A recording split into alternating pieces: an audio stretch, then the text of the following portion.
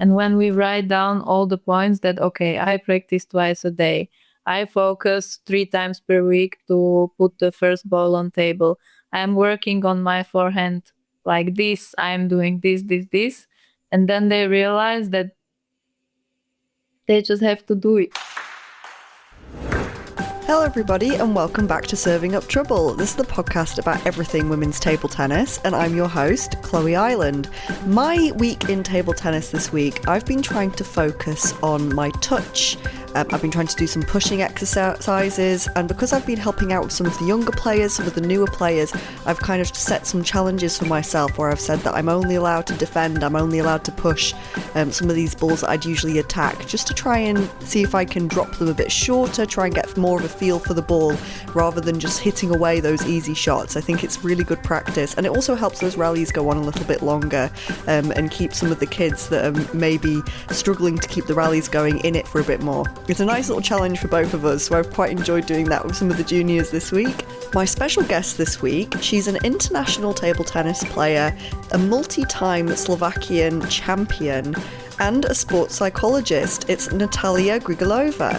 Natália, I reached out to her quite a while ago now to see if she'd be interested in doing an episode. I just found it a really fascinating combination, the fact that she's got this experience being a table tennis player on the world stage, but she's also a qualified sports psychologist. And I thought, what a great opportunity to find out, first of all, what sports psychology is, get a bit of an introduction into that world and what might be going on in some pro players' heads, but also to ask some questions and get you guys' input.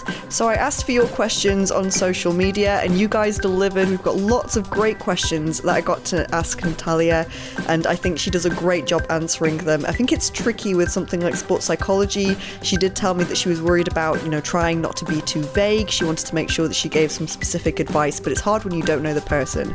I personally think that she did a great job in answering some of these questions in a way that gives advice that you can implement on the table, but also is not being too specific. And if you'd like to learn more about Natália and what she does, I'm going to link her website in the description. Please go check her out. I think she's just a really interesting person, and I'm so happy that she got to have a chat with us on the podcast this week. So without further ado, here's my interview with Natália Grigelova. Hello, how are you doing? Hi, Chloe. I am doing very well. How are you? I'm good. I've been really excited for this episode since we reached out a while ago. I think, table tennis has been likened to a game of chess while also being a sport. I think the psychological side of the sport is one of the things that makes it so interesting. So I'm really excited to kind of talk to you about all of that. But we're going to start off by talking a bit about your own playing career, playing internationally, playing in Slovakia.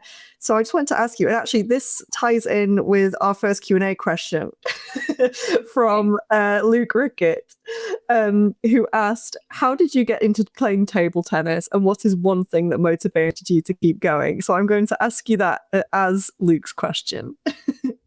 So how I started to play table tennis, all my family plays. My father is national coach of junior boys. My mom is national coach of junior girls at the moment. But when I was playing, my mom wasn't involved. I started to play because I was a little bit chubby child, I would say. So my parents didn't want me to play table tennis, honestly. But I was just attending the hall because I needed to move a little bit. Most of the time I was spending at music school. I started with flute and piano. And because of need to move, I tried to dance. I tried other sports, but I never liked it that much. And since I entered table tennis hall, there was everyone better than me, and I am very competitive. So that's what kept me motivated to play in that time. And when I started to be in the national team, I loved to travel. I loved to spend time with my friends. So I think this was the main reason why I was playing table tennis. And I'm still playing table tennis. And when you started, when you were younger, was it, did you find it quite easy to go to training, go to matches, or was that a little bit of a challenge for you? Like, what was it like early on when you just started out? So I started, I think, when I was around 9. And at the beginning, it was difficult for me because everyone was better. And I was just so angry with myself that I can't win any tournament. But that motivated me so much to work on myself. I always wanted to have results and be the best. So that's why I kept playing. It wasn't because I loved the sport, I would say, but it was because I was very competitive. Yeah, and are you still competitive now? Like, I am. I like that though. I like a bit of competition, a bit of fire underneath your skin. You know, when you're playing in a tournament or something like that. I think it can be a nice driving force to want to win and to want to have results. So when you started, becoming a more established player, when you started going abroad and things like that, how did your playing style develop? Can you talk a little bit about how you play, what kind of rubbers you play with? So I play with short pips on my backhand. I think I played with normal rubbers only for 1 year. And then my father got the idea of playing with pimples because I was having some illnesses as child, and they thought that my reflex is slower because of the pills I was taking. So this was the main reason why they decided to put pimples. And I also tried myself and I liked it, and everyone hated to play against me, and that made me even more happy. So, yeah, and then more players started to play with pips in the national team. And I think it was very good for us because my generation was quite okay to play against different types of rubbers. My father himself is defender with long pips also. So yeah, he's kind of specialist in this. Yeah. Yeah. Do you like to defend a little bit as well, or would you say you've got more of an aggressive style? I think I am passive aggressive. Be aggressive, passive aggressive. Yeah. I'm not defender, but I know when to choose the ball to attack. I'm not the one who is always rushing to attack and go into release. I'm more of the one who is tactically thinking at the table, trying to think where to push, where to block, what spin to play. I'm not the one who is super excited to attack, but of course I am able to do so as well. So along with being an international player, you're also a sports psychologist. And I was just wondering, can you give us like a broad definition of what sports psychology is? Like, what does that mean? I think some people know what like maybe psychology or like therapy is, but what does that mean in a sports context? So it's, I think, perfect setting for athletes because most of the athletes that come to me for sessions, they choose sports psychologists because when they go to therapists or clinical psychologists, they don't understand their conditions as athletes. So I think this is the best solution for them to find some person who been through different or similar things like them, even it's different sport. Because I am not working only with table tennis players, but also other sports. I sometimes think that it's better to be psychologist for other sports than for your own. And it's a way to help people to deal with pressure, to keep them motivated, maybe especially for the youth players from the age from 13 to 17. They are struggling with confidence. So, and also depends if it's individual sport or team sport. With individuals, I work separately, and with team sports, I can do some workshops and keep the team spirit. So there are many things you can do. You talked about that age group, from about like 13 through to 17. So if we're kind of walking into a sports hall and there's like a youth tournament going on, what might be some of the behaviors or some of the things that you're likely to see in that scenario that you would kind of pick up on? What are some of the behaviors? I think especially in girls, most of them are.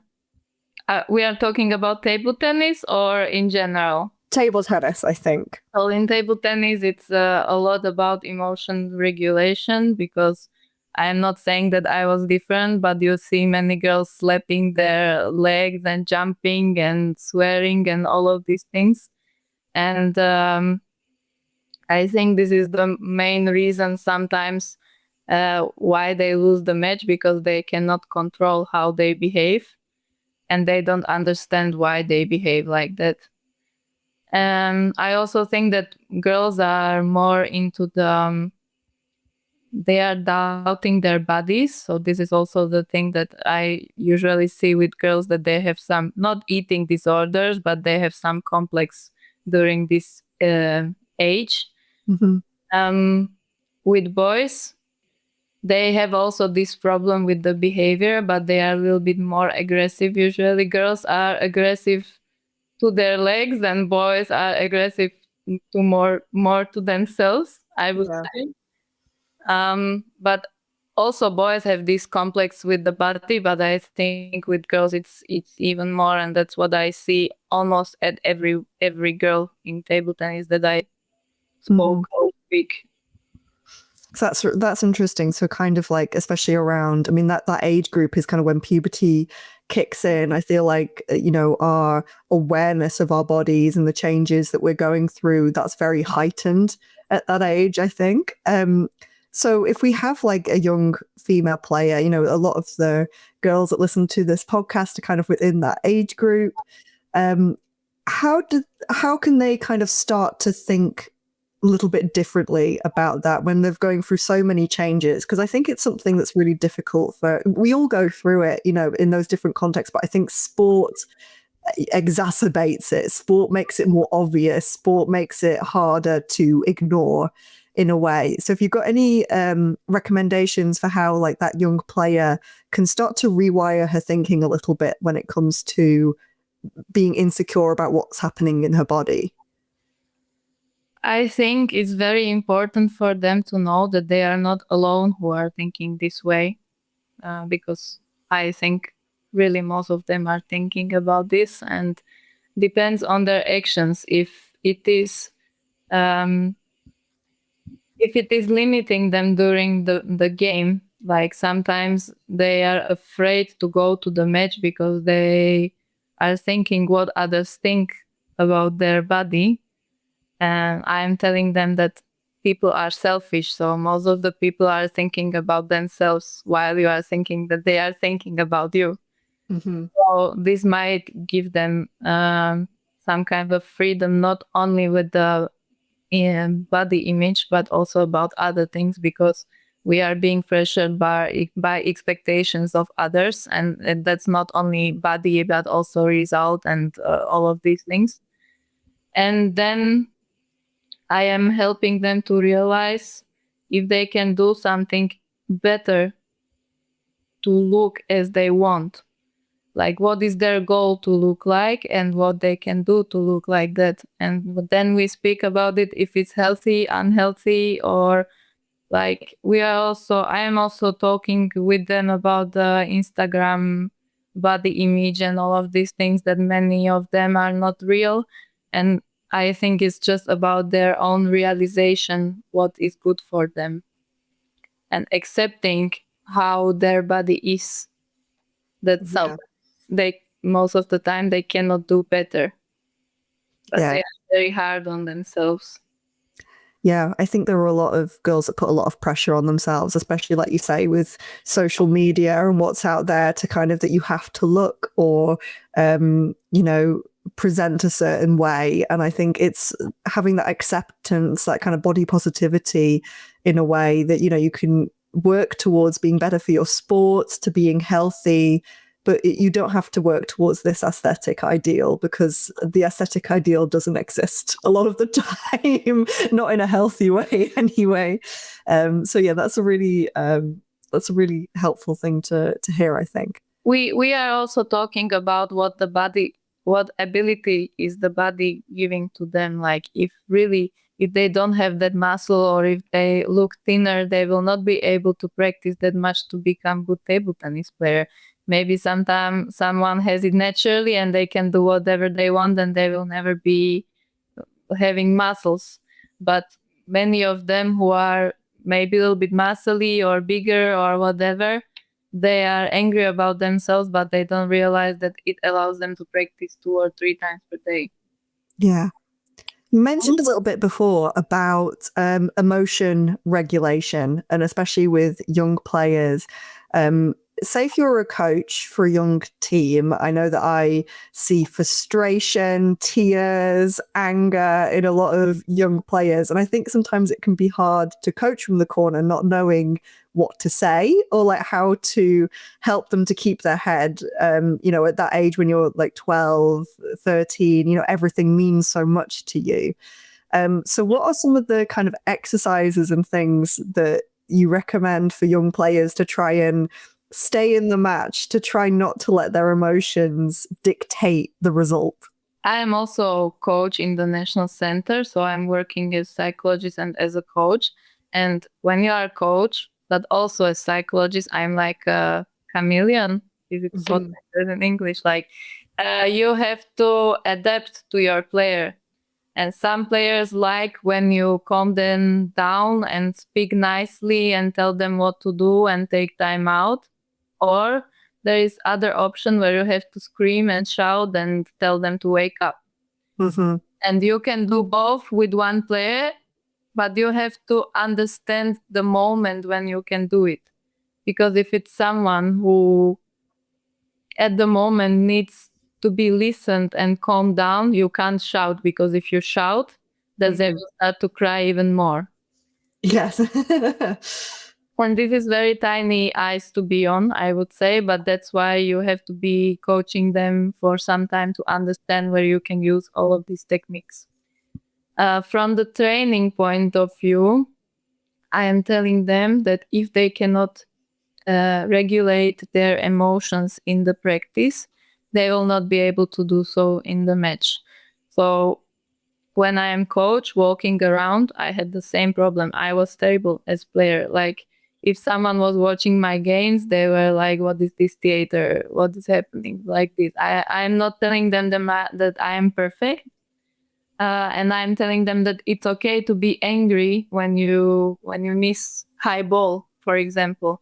Mm-hmm. But you can be angry for some amount of time and you can't take it with you for another 4 points. So this is what we practice in the training, to realize the moment when you get angry and to change the reaction on the anger, because I don't want them to be happy when they miss high ball. It's okay to be angry, but to realize what is happening in the moment and change in, 5 seconds and be able to continue in the next point. I think that's the most important. And if you are able to do it in practice, it still doesn't mean that you will be able to do it when you have 2299. I think something which has come up on this podcast before, but we haven't really properly got into it or addressed it, is this kind of idea of a stereotype gap. They did a study with chess players and they found that the female chess players on average would perform better when they didn't know the gender of their opponent. So they would do better against the men when they didn't know that they were playing a man. And it's kind of weird that there's this kind of psychological gap that you're almost expecting to lose as soon as you get on the table against somebody who you think might be bigger or stronger than you. But in actuality, your ability is just as good or better than that person. So I just wanted to ask you, because we talk about the differences between men's and female styles quite a bit, and I think there's definitely use in doing that. But from a psychological perspective, in the long run, is there an advantage to that? How can, if you've got a female player, we often play the men, going on a match against a man, how do you kind of reset your mindset to not really be thinking about all of that kind of stuff? That's a big question. This is a good question. We are working on this. It's about expectations. Okay, so we are preparing for this situation before the match because we know that this situation will come, and it's about comparing with others. And I am trying to help and realize to get the realization that you should compare yourself with yourself, not with the others. So then it helps you not to focus on how your opponent is, but you are supposed to focus what you can do, what is the best you can do to give the best performance at the table. Doesn't matter against who you play. So we are writing points, we are setting goals that are not about result, and then we are talking about, I don't know, I should be brave when I am brave. And then I write down what I do when I am brave. Or how do I regulate my anger? I have to walk around the court, or I will use the towel. And we write so many points down, and then we can say that they are satisfied with their performance if they are doing all of this.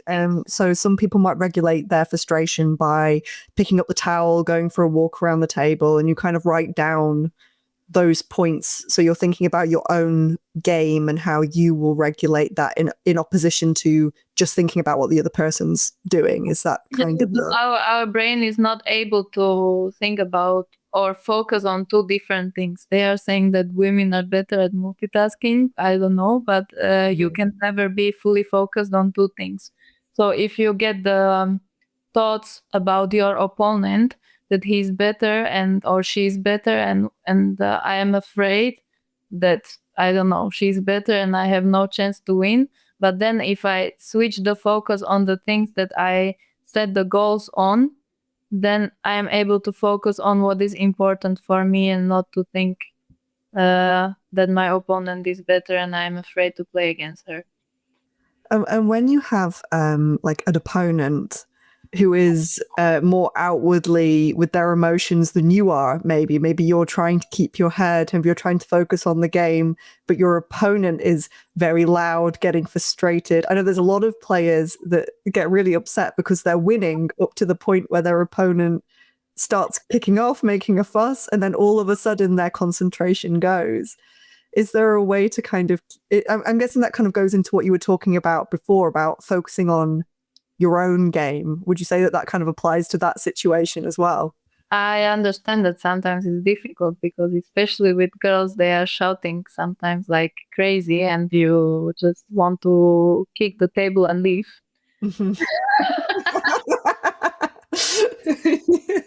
But again, it's about that you are responsible for your emotions, if not the other person who is responsible. So you can choose how you will react, and it might make you angry for a while, but usually what makes you angry will make angry also your opponent. Yeah. Yeah, so it's kind of playing mind games a little bit as well. Definitely, and especially, I don't know how about boys, but with girls we can be really rude to each other in these things. Yes, I think so too. What would you say is the difference between like maybe an amateur player's mindset going into a tournament and a pro player's mindset going into a tournament? What are the things that those two players might do differently to kind of keep the psychological edge? I think it doesn't matter if you're amateur or professional, you will always go through the same emotions. Because it doesn't matter if you go to World Championship and you want to become world champion, it means so much to you that you get stressed and you are having some kind of emotions. And then there is someone who is playing championship of the county, and then it means the same, I don't know, sometimes even more to these people than to the ones who are at the World Championships. So I think when you are professional, it became more normal to speak about your mental state, and I think professionals are having it as a part of the preparation. If you are amateur, maybe some of them think that it's not that important, so maybe they are a little bit worse in the regulation of their emotions or whatever their mindset. But I think every person is having the same importance for that tournament or match or whatever. I think, especially for a lot of girls, confidence is a big thing, you know, in terms of going for the shot as well. So not just, you know, getting to the tournament, going on the table, but also in how you play. I think sometimes we get girls that play it quite safe and they're not confident to go for the shots that in a practice match they might be more than happy to go for. So how would you say some of these girls might get over that mental block? Is it just a case of keeping going to tournaments, keep practicing, that kind of thing? Or is there anything that they can try and tell themselves or do in matches to try and go for some of the shots they know they have? They just don't have the confidence to play them. So I think that this problem have also boys, that there is no difference between being afraid to... I mean, everyone is afraid to perform some shot when you are under pressure. It just depends what you choose to do. And in these situations, when I have also different athletes talking about mental blocks, when you are under stress, your rational thinking is a little bit out. And when you are in the practice, you are fully rational and there are usually no emotions if you are not playing some match for money or I don't know. Mm-hmm. So we are trying to, again, for me, it's very important to work with my clients that they write down the things, because when they write them on paper, they realize better than if they just have it in their mind or if they talk about it. And we are rationally talking about what everything they do to learn that kind of shot or to perform the way they want. And when we write down all the points that, okay, I practice twice a day, I focus 3 times per week to put the first ball on table, I'm working on my forehand like this, I'm doing this. And then they realize that they just have to do it. Mm-hmm. So of course, if they go to more tournaments, it will help them.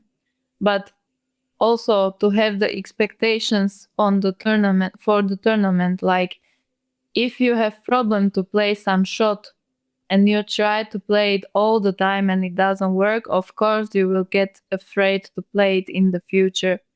So you just make a goal for the match that, okay, if we push 3-4 times, then I have to attack 3 times in a set. And then if you are able to, or at the beginning 1 time in the set, let's say, and if they can build up the confidence to play it more and more, because if they lose 1 point, doesn't matter.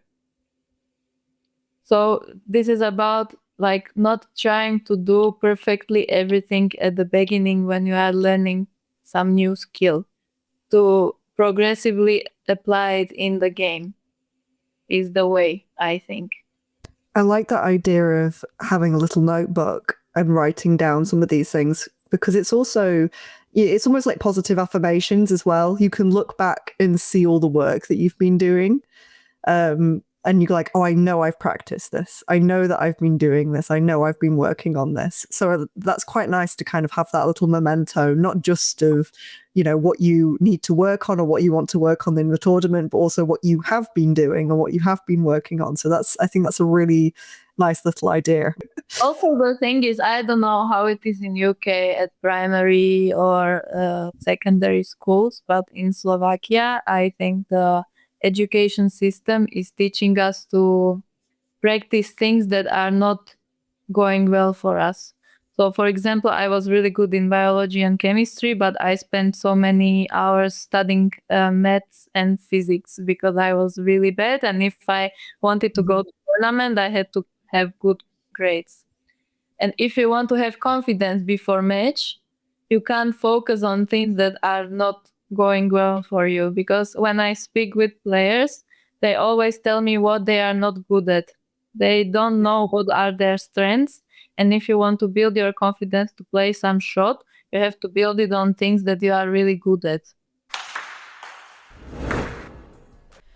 We're going to stop here for a quick break for our tip of the week. Now, those of you who tuned in last week will know that I was looking for some table tennis specific exercises, and lo and behold, Phil CK from Impact Fitness has come to the rescue and has sent me some exercises that you can do at home. So this might be a little bit tricky if you are listening to this on Spotify, as he goes through some exercises that have a little video attached to them, but don't worry, I will be posting the full routine on Instagram. So if you like what you're hearing and you want to have a little go, then please follow us at Serving Up Trouble Pod on Instagram and take a look at what Phil CK has sent over. Hi, Chloe, guess what? I've got Naomi and Ropel for you.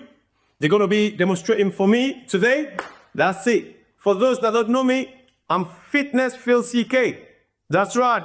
Impact Fitness Phil CK from Impact Fitness Training. Boom, let's go. For this, what we're going to be doing, we're going to be working the legs. So it's going to be lunges, wide squats, and close squats. And that's what we're going to do. Anyone can do this one. So I'm showing you can do it as a team, and you can do it individually. First, what we're going to do as a team first. So we're going to work together. We're working with lunges. Naomi, you want to say hello? Hello. Rob? Hi. Hi, Chloe. Now, there we go. We start with the right leg, lunge forward, stand up, left leg, stand up, now squat down, wide squat, stand up, now close squat, feet together and squat and stand up. So now this is the first level for everyone, and it's nice here. You can do it as an athlete, as a table tennis player, or anyone can do. So the next level is going to be plyometric, and they're going to start now. Go. Go. 2, 3, close. 1, 2.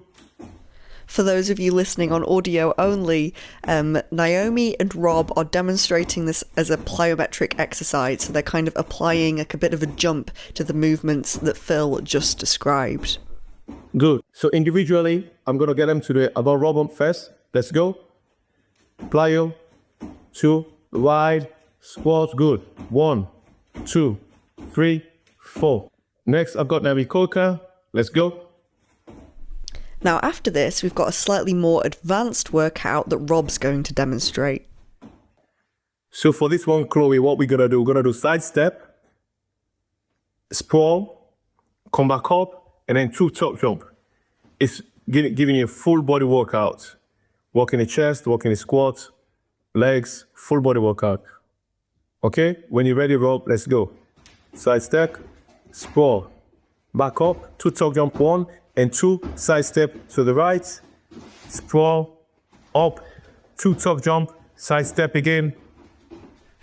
I will make sure to link Impact Fitness in the description. Good. If you're interested in more of what Phil has been doing, please check out his social media pages. He's a really fun character. You might have seen him around tournaments.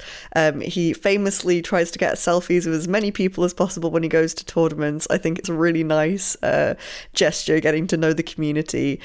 So please check out his page. Now back to Natália. I think we're going to now get into some of the submitted questions by people who listen to the podcast. So some of these questions have come from the Table Tennis England side, some from Reddit, some from Instagram. So we're going to go through a bunch of them and we'll see how we get on. I'm going to try you're going to have to bear with me because all of these usernames, I don't know how I'm meant to pronounce some of these usernames. So I'll try my best. So the first question is from PJ Kinsella, and the question is, what should you think when you get to 10? So I think that means both in the context of like when you've got 1, you just need that one last point to win the game. What should you be thinking? What should you be trying to put through your mind? This is exactly the thought that most of the players have, that it's only 1 point now. But the point is not different to any other point. So usually when I speak with the players and, for example, player tells me the thoughts she has when she is losing, and the thought is like, okay, just play the game, try your best. When she's losing, for example, 10-6 or I don't know, 8-4, she thinks like, okay, I'm just trying to catch her, I'm going to play my game. And then when she starts to win, like for example, it's 10-8, and then she loses the point, she starts to think, okay, it's just one more point, just do that one more step. So going from enjoying the game, you start to think about the result. And the result is the thing that makes us stressed and everyone is thinking about result, and of course everyone is doing sports for the results, but it shouldn't be the main goal. And if you realize why you play table tennis, then maybe you can realize also in the moment what you should do instead of thinking just one more point.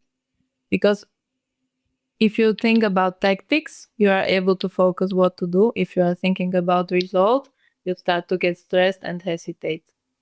I also say that pressure is something unnecessary. We need to perform. So most of the players think that stress is something bad, but it's not true, because if you don't have stress, then you are not able to perform. There are different levels of stress, and it depends in which level you are. Of course, when you are in the end of the set and it's last point, then it's probably a little bit higher than normal. And then there are techniques how you can calm yourself down. But if you don't realize in the moment that you are in the higher stress, then you can know many techniques, but you can't use them because you don't realize. That's interesting. I've never really thought about it as levels of stress. I've always kind of thought it was like 1 to 100, like you're stressed or you're not stressed. But you're right. There's kind of like a healthy level of almost like driving stress where you're kind of putting, especially when you get to that, like those last couple of points, where I guess it can be a benefit to you as well, like having a bit of drive, maybe, you want that want to do well. I think you can see amazing shots when you see some matches when it's 3-3, 9-9, and you see usually some crazy point in these situations, and it's become stress. And players tell me that also from my experience, you are more stressed at the beginning of the tournament or beginning of the match when you have to get to the like playing I don't know how to say, temperature. Yeah. Then it takes some time, and it's okay that you feel like that. I am telling them that stress is your friend that you can't be without. That if you understand that it's something good, then it will not bother you that much. Okay, this next question, that's a really nice one. I like that line. This next question is a joint question because they're two quite similar questions. So I've tried to like roll them into one. And this is Maribel W2 and Lindsay Simpson, who's part of the Women and Girls Ambassadors, and she did an episode with us previously.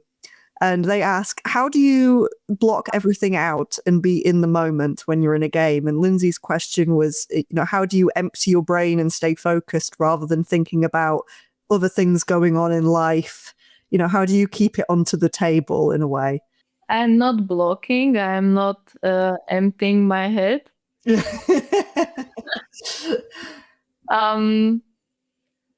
It's more of accepting that that's what I was saying, like you are in some state of your mind and you try to focus on tactics rather than how you can practice awareness. There are so many ways how you can practice. I think it's important to do it also outside of table tennis. There are not so many difficult ways how to do it, and it's not extra work or homework or anything. You can practice mindfulness when you eat and you realize what you eat and how it tastes. You can walk on the street and that you walk every day twice and try to find something new. You come to the hall and you try to find something you haven't seen before. That's how we practice our attention. And because this is also the problem of modern society that we are so much on the phone scrolling, and we are eating and scrolling, and kids, I don't know how in England, but in Slovakia they have class and on the same time they are on phone with their headphones. Yeah. So there are so many different things happening, and then we are not able to focus on one thing. And that's what we want when we are in the match. And the only thing you have to focus on is the tactics. There is nothing else you have to focus. And if you start to think about something else, you just have to realize the moment and go back to tactics. That's what I'm trying to teach my players. And by the time, it takes some time. Someone learns faster, someone slower, but it always helps. Right, this next one is another Women and Girls ambassador from our group, and that's Claire Finn. And Claire would like to know, I'd like to hear about preparation techniques for players, especially juniors, because they get to that tricky age when it's hard to know what to say between ends. I know that there's some players that like to listen to some music before a match, or, they try and, they bounce the ball before they serve. They have little, it almost looks like habits, but I think people who play table tennis know that it's more about getting yourself in that mindset. So do you have any good suggestions for preparation techniques for those players? I think that there is no universal key for everyone to have the same preparation. There are so many options what you can do. Depends on the person. Maybe someone is very extroverted person and it helps them to talk with the friends before the match, not to think about the stress. Mm-hmm. And some others are the ones who like to go outside of the hall, have their headphones and not to see anyone. This can be part of the preparation. Then another part of the preparation depends how active the players are. If they really write down on paper what we were talking about before, then they can have it as part of the preparation to look at the paper and all the time think what they are good at and come prepared for the match with natural confidence. Or they have some way of warm-up. So some of the players are jumping on jumping rope, others are using rollers, others, I don't know, jumping from side to side, playing with tennis balls. There are so many exercises you can do before. And during the match, I'm really highlighting the possibility to use the towel every 6 point. And my specialty is also to tie the shoelace if you don't have timeout anymore and you miss, 3-4 points in a row and you start to get angry, then you can just stop by doing this and you can get a lot of time by that. Or you can redo your hair, especially with girls having pins and all of these things. The referee cannot say anything if you are doing this because you have to do it. There are so many options and everyone has to find their own what suits them the best. I am there to give them options, what I just said, but it's always better if the player is the active one trying to find what is the best for them and not the coach dictating what they should do, because especially in teenage age, they will go against you. Yes, I think that's definitely true. So I wasn't different. I know, me neither. I think I was exactly the same. These next ones are also kind of linked, and this is more about playing and you play with pips. So these are kind of questions about playing and playing with pips. And I don't know how to pronounce this, but Elisa Slays X, I think is what that says, is, should I switch to short pimples if I play better with them?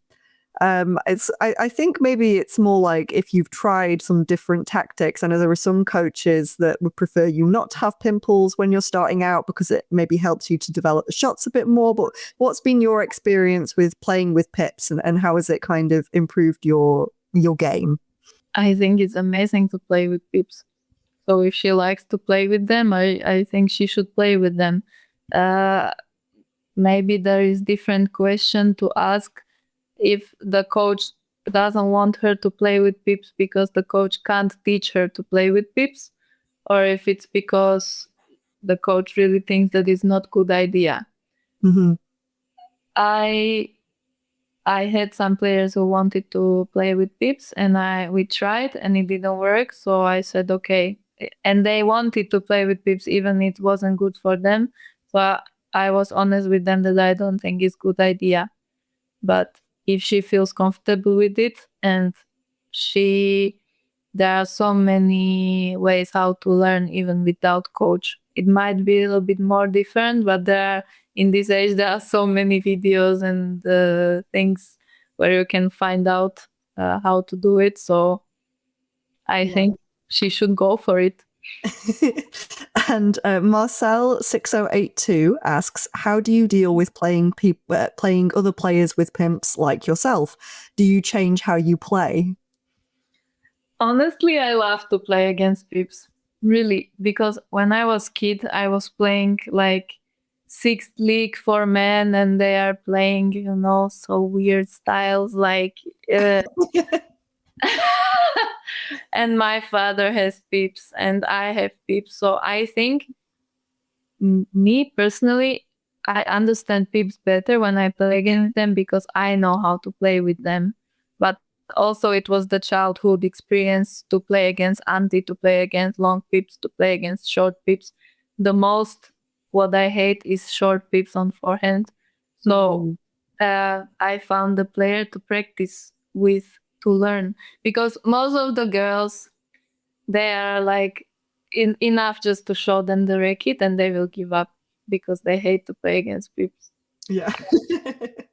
It's about the attitude towards the pips. It's the same like with stress. If it's something you hate and you think that it's going to it's unhelpful to have, then you will not be excited to have stress. It's the same with the pips. If even before the match think that, oh my god, I can't play against it and it's so bad to practice with it and all of these things, then of course you will never learn to play against it.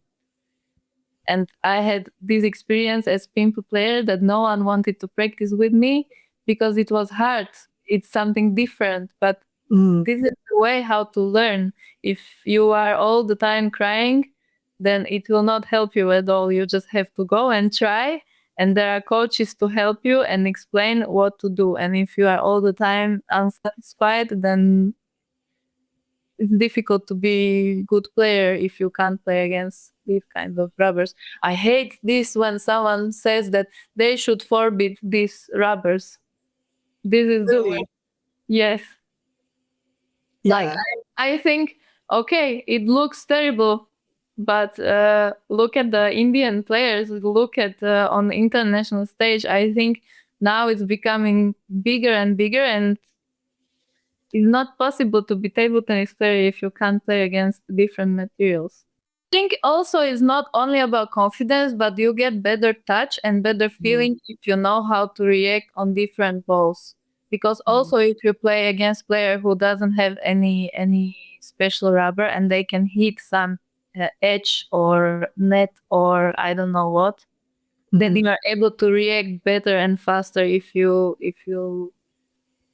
are able to play atypically, or how to say.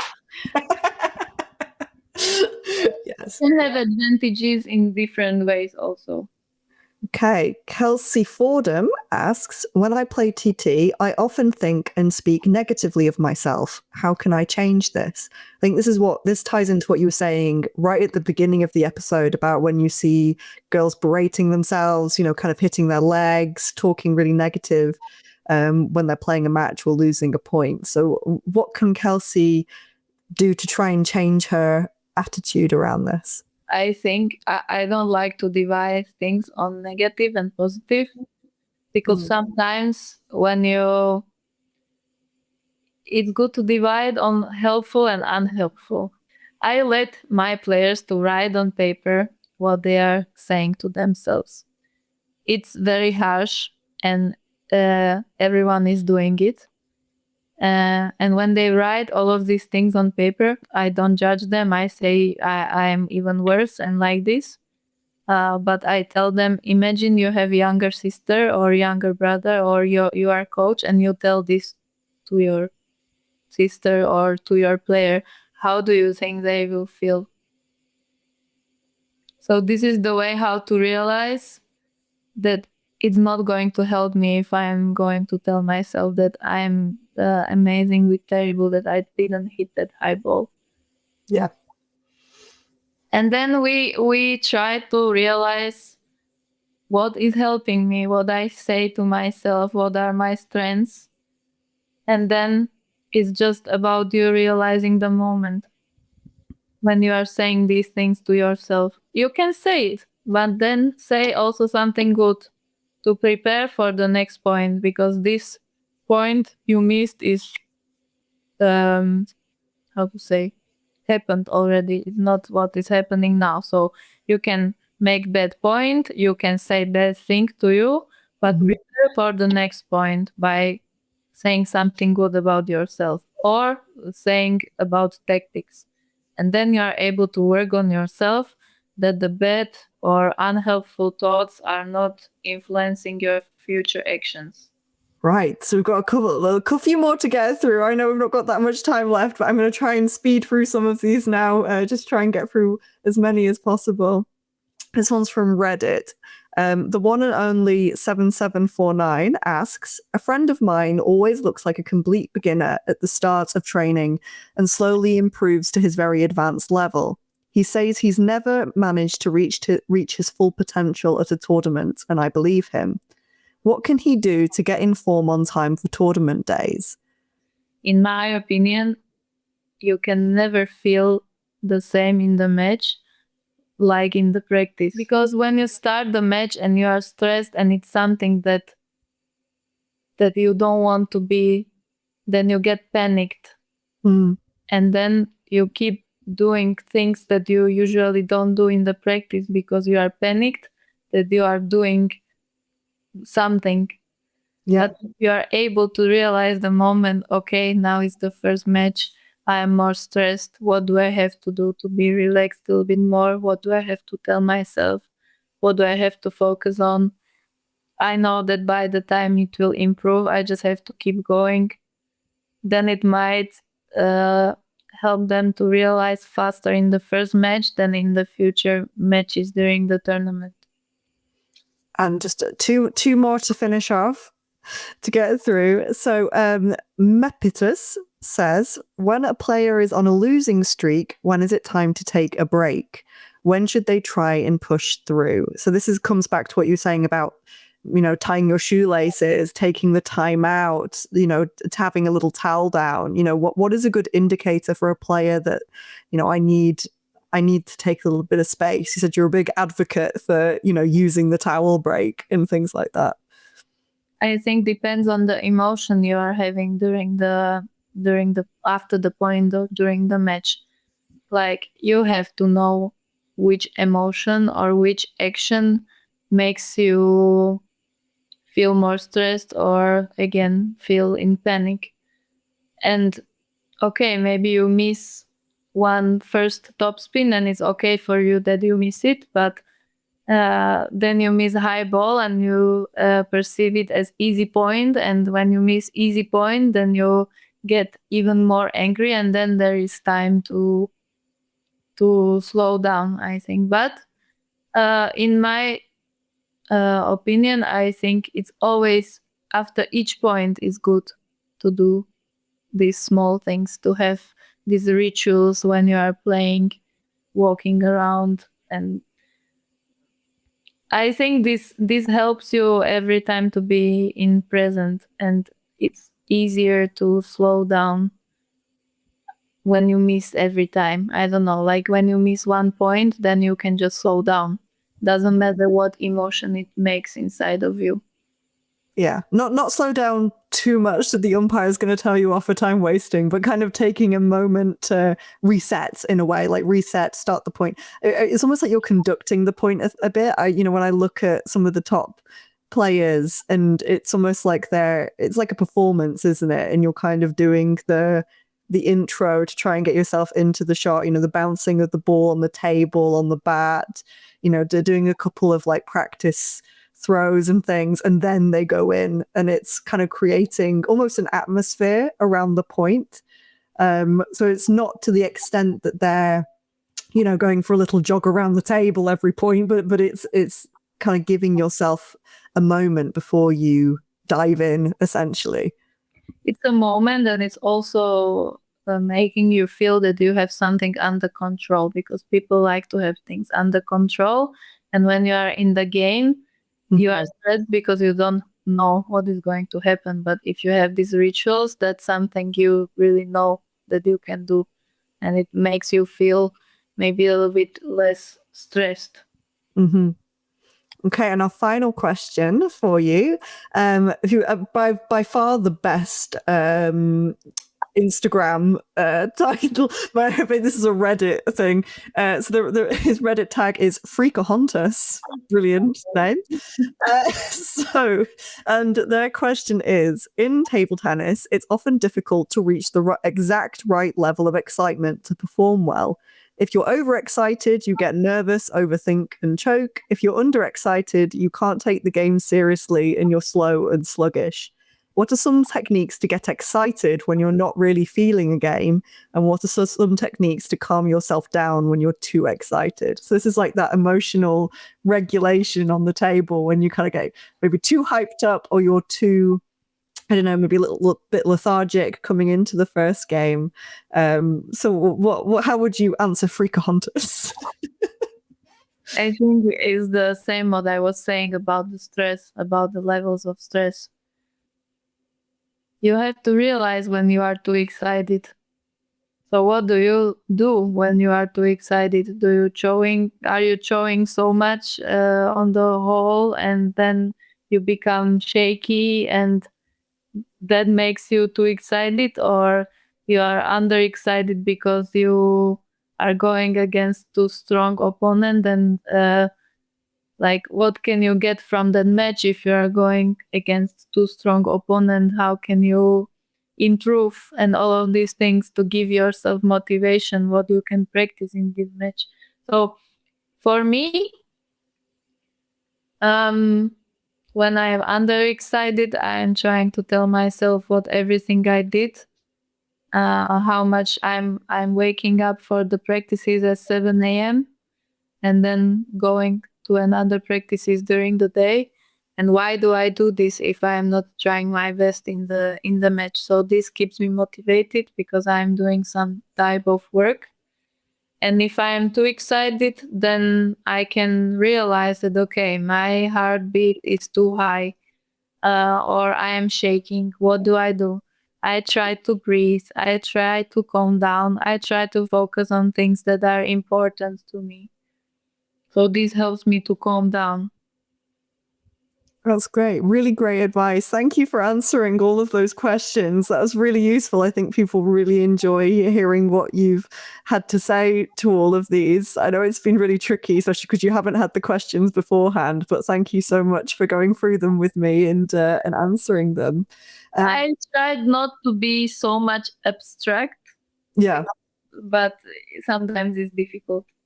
Yeah, I mean, especially when you don't know the player, it's hard to know the individual. But I think you've done a great job of kind of offering some advice, offering some things that you would do, some good starting places for people to try and think about how these things apply to them. So that's been really great. And then just to finish off, I'd really like to ask you about, what would you like to see for young women in the sports? I mean, you would be coming from more of a Slovakia point of view, but how would you like to see the women's game develop? Is there anything that you can think of that you'd like to see to support young girls kind of coming through the sport, enjoying the sport? How can we keep them loving it and keep them coming back, basically? That's a good question, and very hard question. But I think world is improving, especially with bringing up more female coaches. As I was part of the ITTF, My Gender, My Strength, and She Coaches, and all of these things. Mm-hmm. So I think female players need more of a female guidance and understanding, because I think many players after grammar school, they decide to finish because men sometimes don't understand their needs. And that's why, you start to study at the university, you want to be part of the national team. Sometimes it's difficult to put it all together, especially here.